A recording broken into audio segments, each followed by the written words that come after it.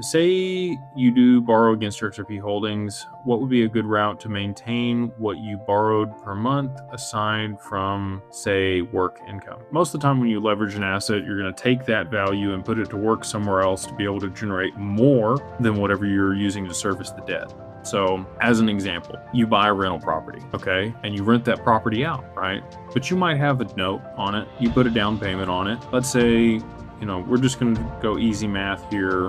These are not accurate numbers, but I'm just going to give you an example. You bought a $100,000 property, which you can't find one nowadays, but just play the game with me, okay? It's on a 30-year fixed rate mortgage at, call it 4%, which also isn't the interest rate anymore. With taxes and insurance, you're going to be $1,000 a month, maybe a little less than that, maybe $800 a month. You rent it out for $1,200 a month, right? So you're using that asset to be able to generate more income, to be able to service the debt, and then still have a padding or margin on top of that. You would do the same thing with your XRP or your other digital assets. Ideally, whatever you're lending against them at, you could also be able to put them to work in some capacity, to be able to generate enough income off of those to service that debt, pay that note off over time, and have some extra for yourself. That would be the way that I do it. Or you would take that money that you borrowed and put it into something that generates more than enough to be able to service the debt. So you buy a company, you buy a car wash, you buy an asset that generates enough cash flow or ROI to be able to, so let's say,